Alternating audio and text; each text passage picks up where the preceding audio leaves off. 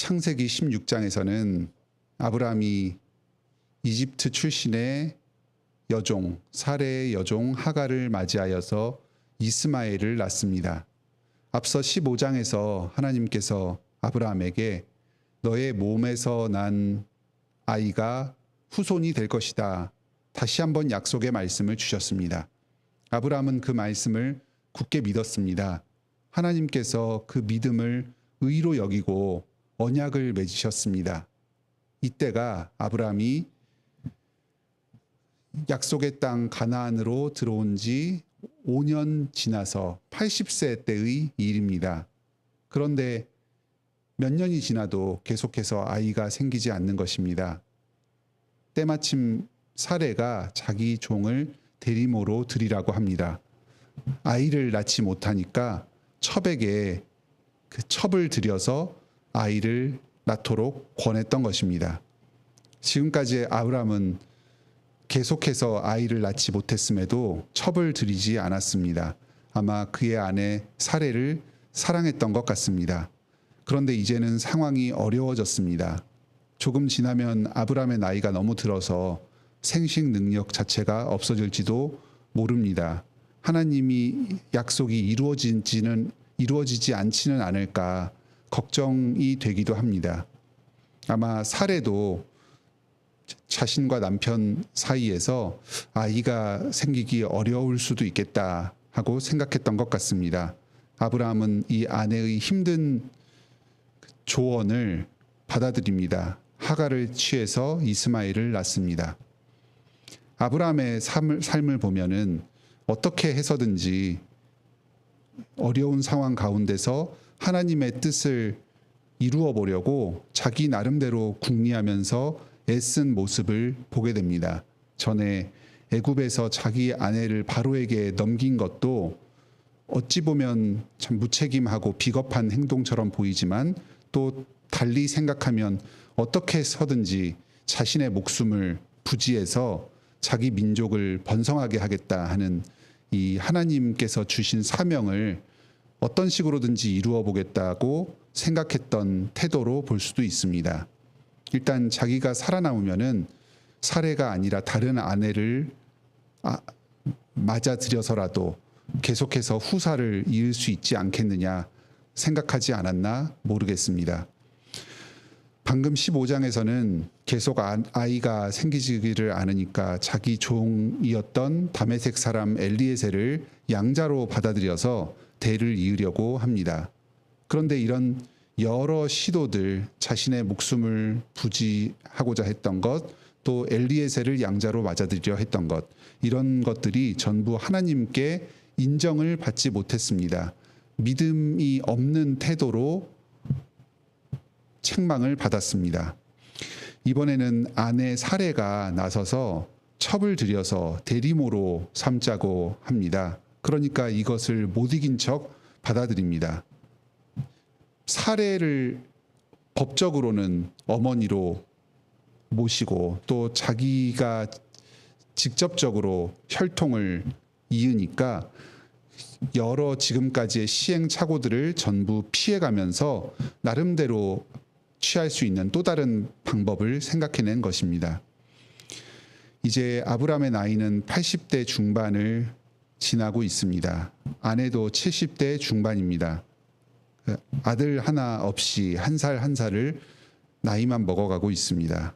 여기서 우리는 이 어려운 현실 가운데서 어떻게 해서든지 하나님의 뜻이 반드시 이루어지기를 바라는 한 신앙인의 그 방황과 고민의 흔적을 엿보게 됩니다. 오늘 3절에서는 아브라함이 가나안 땅에 거주한 지 10년 후였더라 하는 이 말씀이 나옵니다. 글로 읽으면 그냥 무심히 지나갈 수 있는 한 구절입니다. 하지만 이 주님의 약속의 말씀을 붙들고 그 말씀이 실제로 이루어지지는 않는 그 고통스러운 상황 가운데서 기다림의 시간을 견뎌본 사람이라면 누구나 이 시간이 얼마나 힘들고 고통스러웠을지를 충분히 짐작할 수 있습니다. 약속의 자녀를 하염없이 기다린 이 10년 동안 아브람과 사레는 얼마나 큰 마음의 어려움을 겪었겠습니까? 하갈을 들여서 그 후사를 잇고자 했던 결정은 분명히 말씀의 기준에 비추어 보았을 때는 잘못된 결정입니다. 하나님의 약속을 붙드는 믿음의 태도가 아니었습니다. 하지만 우리는 그들의 그 현실적인 어려움을 짐작할 수 있기에 그들의 이 연약함을 단순하게 판단하고 정죄하기는 쉽지 않습니다. 4절로 16절에서는 아브람이 하갈과 동침한 후에 벌어진 일들이 나옵니다. 사레와 하갈 사이에서 갈등이 생깁니다. 하갈은 아이를 임신한 후에 사레를 무시합니다. 사레는 하갈을 질투하면서 학대합니다. 그리고 그 사이에서 아브람은 갈등을 조정하려고 하지 않고 이제 무책임하게 하갈을 사레의 손에 넘겨버립니다.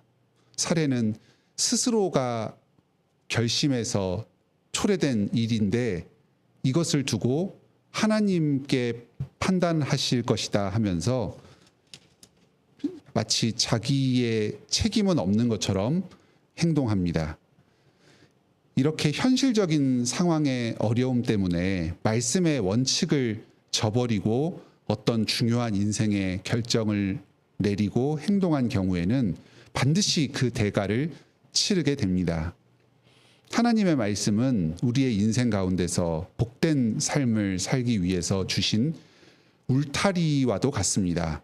하나님과의 관계에서 또 다른 사람과의 관계에서 샬롬의 평화를 누리기 위한 원칙이 제시됩니다. 아무리 어려운 상황 가운데서도 오직 하나님의 말씀을 굳게 붙드시기 바랍니다. 인간적인 생각으로는 다른 길이 더 좋다고 느껴질 때라도 그렇게 행해도 우리 삶 가운데서 아무런 문제가 이루어지지 않고 오히려 더 좋은 것처럼 생각되더라도 말씀의 원칙 안에 계속해서 인내하며 머무르는 그런 끈기가 우리에게 필요합니다. 그럴 때에 오히려 우리의 삶 또한 더욱 평안하고 안정적으로 살아갈 수 있게 될 것입니다. 이제 하갈은 사레의 학대를 피해서 광야로 도망갑니다. 그곳에서 하나님의 말씀을 듣습니다. 하나님께서 사레의 아들, 하갈의 아들 이스마엘에게 축복의 말씀을 주십니다. 이 말씀의 구체적인 표현을 보면 앞서 아브라함에게 주신 그 약속과는 조금 차이가 있는 것을 보게 됩니다.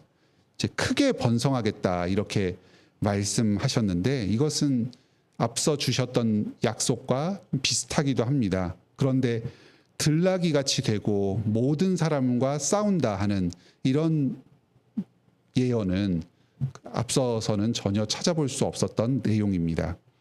후일에 하갈로부터 집에 들어와서 이 들은 말씀을 아브라함에게 전해 주었을 텐데 그 아브라함이 이 말씀을 듣고 혼란에 빠졌을 겁니다. 과연 이스마엘이 하나님의 약속의 자손이 맞는가? 내가 어떤 잘못을 범한 것은 아닌가? 아마 하나님께 계속해서 기도하면서 주님의 바른 뜻을 구했을 것입니다.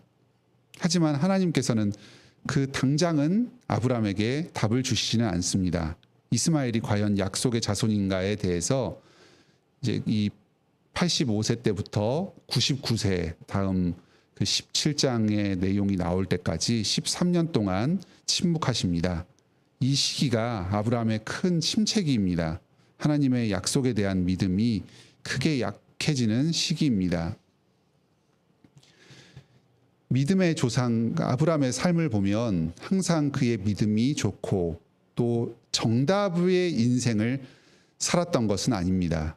흔들릴 때도 있었고 시행착오를 범할 때도 있었습니다. 하지만 그의 부족한 소견으로나마 계속해서 하나님의 뜻을 이루고자 나름대로 최선을 다하였습니다. 하나님께서는 아브라함의 그 부족한 시도들을 결코 부정하지 않으십니다. 다만 그 부족함을 깨닫게 하시고 점점 주님의 뜻을 더 깊이 알아가도록 인도하십니다.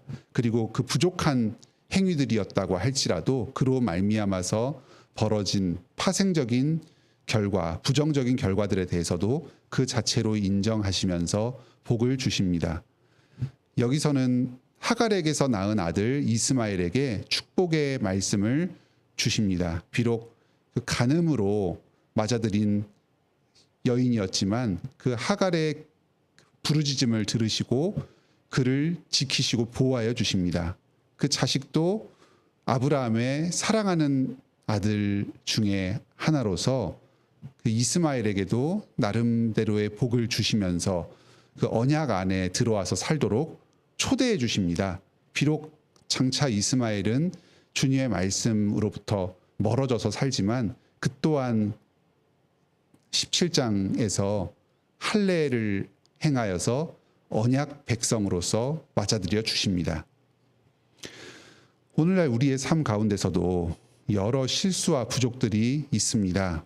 하나님께서는 우리의 그 실수하고 부족한 모습을 그 자체로 인정해 주시면서 계속해서 주님 곁에서 주님의 뜻을 더욱 분명히 알아가도록 교정하여 주십니다.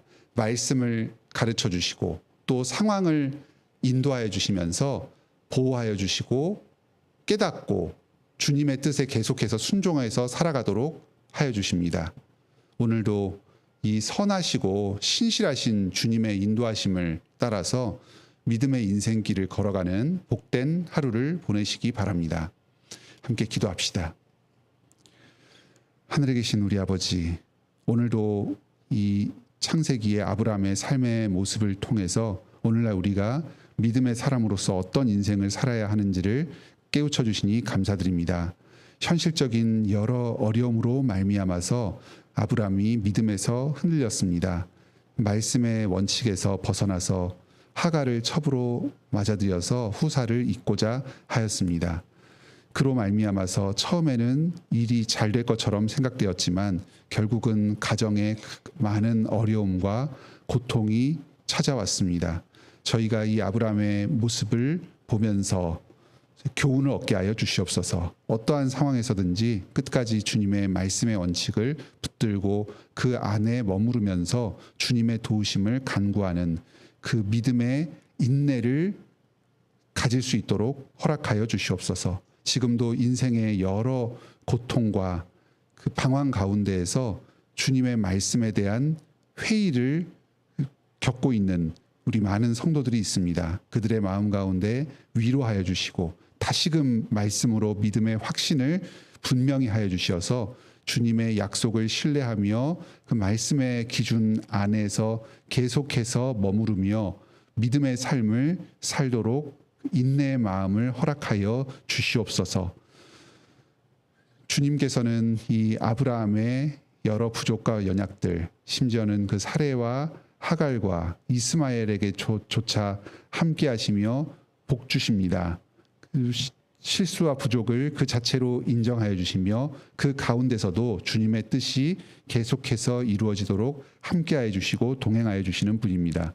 이 주님의 자비하심과 사랑 많으심을 찬송합니다. 오늘도 저희가 여러 믿음의 흔들림과 또 부족들을 드러내기도 하지만 그 가운데서도 언제나 나와 함께 하시며 신실하게 나의 인생을 인도하여 주시는 그 하나님의 신실하심과 자비하심을 의심하지 않게 하여 주시옵소서.